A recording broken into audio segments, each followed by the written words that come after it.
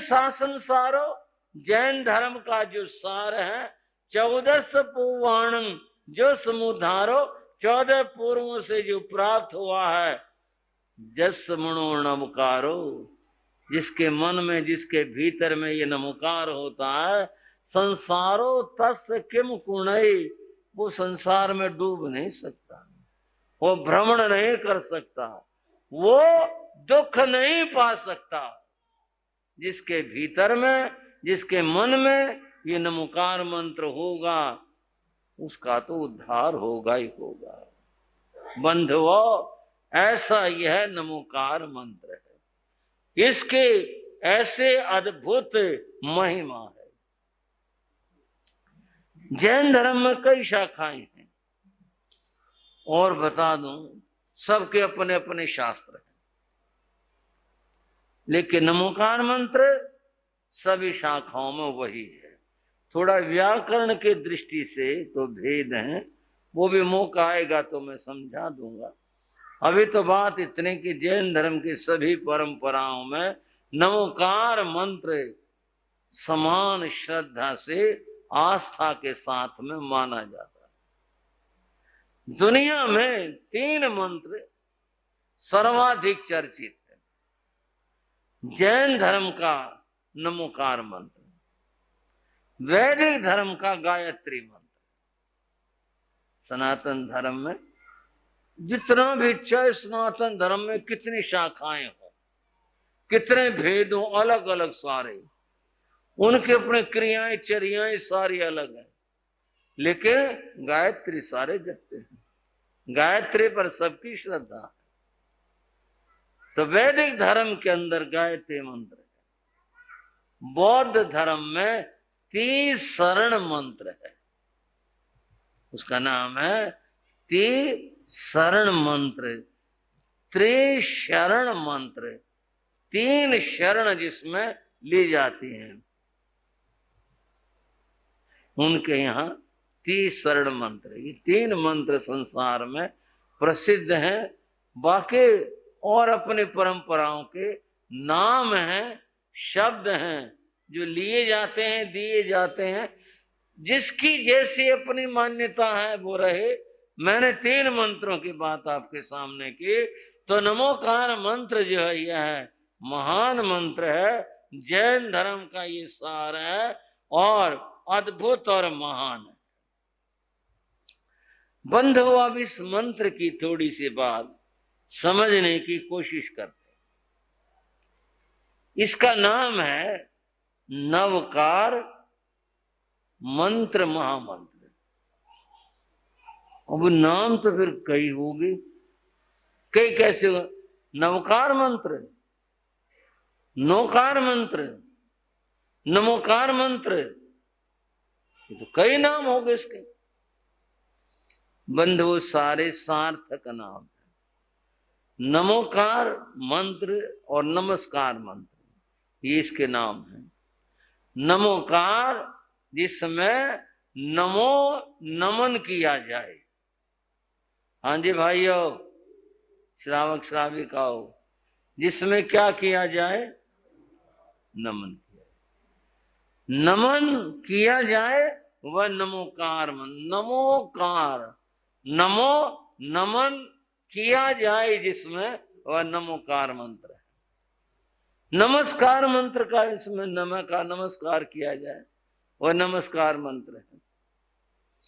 और बंधुओं, नवकार की बात मैंने भी आपको बताई ही थी कि वो नवकार किस रूप में और कैसे है।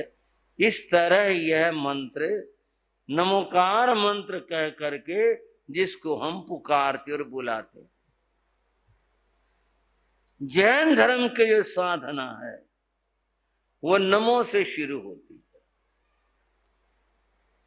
आप पूछोगे क्यों? नमो से साधना शुरू होती है। साधना सुन लो, नमो से शुरू होती है। क्यों होती है? नमो नमस्कार कहने और करने से अहंकार टूटता है। क्या टूटता है? बस ये टूट जाए फिर तो दरवाजा खुल जाए। यही तो नहीं टूटता, अहंकार नहीं टूटता। नमो कहते ही ये अहंकार टूटता है। साधना यहां से शुरू होती है। अगर अहंकार न टूटे, अहंकार बना रहे, फिर करते रहो कुछ भी। मैं हाथ जोड़कर भगवान के विनय ना हो, बाहुबली ने यही तो कहा, मैंने झुकूंगा। क्या कहा था बाहुबली ने, बताओ? मैं वंदना नहीं करूं, वो मेरे जो छोटे हैं, मेरे छोटे भाई हैं, हमेशा मेरे चरण छूते रहे। वो छोटे हैं मेरे से, मैं बड़ा हूं, मैं नहीं जाकर वंदना कर सकता उनको। और 1 वर्ष तक खड़े रहे। इतनी बड़ी तपस्या, घोर तपस्या, एक जगह पर स्थित रहना, खड़े रहे। अब जो खड़े रहे, चले ही नहीं, लताएं उनके शरीर के ऊपर चढ़ गई, पक्षी आकर के बैठते उनके कंधों पर, सिर पर, इस तरह होता, वो नहीं चले। अन्न और जल साधु की भिक्षाचर्या, वो तो होगी कहां से, जब वहां से हिले भी नहीं। ऐसी घोर तपस्या की, ऐसी तपस्या का दूसरा उदाहरण है नहीं, कोई नहीं है। बंधुओं, खड़े रहे पर केवल ज्ञान नहीं हुआ नहीं। और जब हुआ, ये मैं भगवान से हाथ जोड़ के कह रहा हूं, मेरे को कोई विनय ना लगे, भगवान की बात समझाने के लिए कह रहा हूं। हुआ तो चुटकी भर में हुआ। 1 साल तक खड़े रहे, तपस्या करते रहे, केवल ज्ञान नहीं हुआ। मन का एक ही भाव था, मैं झुकूंगा नहीं। ये नहीं झुकूंगा मन का अहंकार था। परिणामतः है इस अहंकार के कारण से वे आत्मदर्शन, केवल ज्ञान प्राप्त नहीं कर सके। भगवान ऋषभ देव ने अपनी पुत्रियों को भेजा और कहा, जाओ उसको बोध दो। उन्होंने जा करके, कथा आपको मालूम है, जा करके उन्होंने संबोधित किया गया, भाई हाथी से नीचे उतरो। उन्होंने आवाज पहचाना कि हाथी यहाँ काम, में तो सब छोड़ करके आ गया। फिर विचार बना, साधवियां झूठ नहीं बोल सकती। इन्होंने हाथी क्या कहा, किसको कहा? फिर ख्यालों में आ गई ये बात कि अहंकार हाथी है। अहंकार क्या है? मैं इस हाथी पर बैठा हूं, मैं नहीं झुकूंगा। इससे इसको छोड़ा जाए, नीचे उतरा जाए, तो फिर कुछ होगा। अब मैं नहीं झुकूंगा, ये भाव खत्म हो गया, अहंकार खत्म हो गया। अब भाव क्या आया? मैं चलूं, और बड़े तो वो हैं जिन्होंने पहले संयम लिया है, मैं चलकर उनको नमस्कार करो। ये भाव आया, अहंकार टूटा और ये भाव आया। उसी समय क्या प्राप्त हुआ? ऐसे ये नमो ऐसी चीज है, ये नमो इतने काम की चीज है। नमो से साधना शुरू है। अहंकार जब तक रहेगा, कोई उपलब्धि प्राप्त कर ही नहीं सकते। नमोकार की अद्भुत बात है। नमस्कार, नमोकार से बात शुरू हुई, नमस्कार किया, नमस्कार करने से हमारा अहंकार टूटा, अहंकार दूर हुआ, फिर दरवाजा खुला, फिर चले मुक्ति की राह पर, मुक्ति की ओर। यह मुक्ति महल में फिर चले अहंकार के हटने से। बंधुओ, ये नमोकार शब्द इतना अर्थपूर्ण है। इसके आगे जुड़ा है मंत्र। क्या जुड़ा है? मंत्र जुड़ा। इसके आगे है मंत्र। अब मंत्र शब्द का अर्थ क्या है? एक तो बंधुओं में अभी कह रहा था कि जैसा लोग कहते हैं, कह देते हैं जंतर मंतर, मैंने अभी कहा ये वो वाला मंत्र नहीं है। वो तो भूत प्रेतों के और पता नहीं कैसे कैसे मंत्र होते हैं। ये वो वाला मंत्र है नहीं, ये वाला तो कुछ और मंत्र है। मंत्र शब्द का यहां पर अर्थ बताया गया, मंत्री गुप्त परिभाषणे। हाँ जी, गुप्त परिभाषण मननात्राय ये भी मंत्री गुप्त परिभाषण है, अर्थात वह जिसमें रहस्य छिपा हुआ हो, जिसमें रहस्य छिपा हुआ हो उसे मंत्र कहते। अब इसमें तो मुक्ति का रहस्य छिपा हुआ है, इसमें तो सारा अध्यात्म छिपा हुआ है, इसलिए ये मंत्र है। सारा रहस्य, सारा ज्ञान, सारी बात इसमें छिपी हुई है। अभी तो मैं कह रहा था 14 पूर्वों का सार कितना छिपा हुआ है इसके अंदर, और कितना कुछ रहा हुआ है इसके अंदर। नमोकार मंत्र बड़ी अद्भुत चीज है। ये जो 5 पद और 9 पद हैं, ये कहने को 5 और 9 है, इसमें तो इतना छिपा हुआ, इतना छिपा हुआ है, वो तो उसकी व्याख्या ही नहीं हो सकती। बंधुओं, ये छिपे हुए की बात जरा सी छोटी सी कहानी में करते हैं। एक व्यक्ति धन कमाने के लिए गया,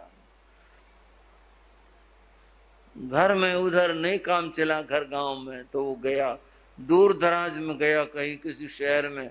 वहां जाकर के उसने कुछ काम किया, कुछ समय कर्म अनुकूल बना, काम चल गया, अच्छा पैसा कमाया। 12 साल में उसने बहुत पैसा कमा लिया। घर से खबर आती थी, वो पैसा भी भेजता रहता था। बोले जब आपके पास इतना पैसा हो गया तो अब आप घर लौट आओ, यहाँ अपने सुख से रहो, परिवार में रहो। उसने भी सोचा चलो अब घर चलते। उसने बंधु अपना सारा काम समेट लिया, जो घर थी, दुकान थी, बेच दी और सामान बेच दिया। आखिरकार वो बहुत धन था, करोड़ों का धन था वह। उसने सारा को समेट करके अंत में एक रत्न खरीदा, जिसका नाम पहले जमाने में लाल होता था।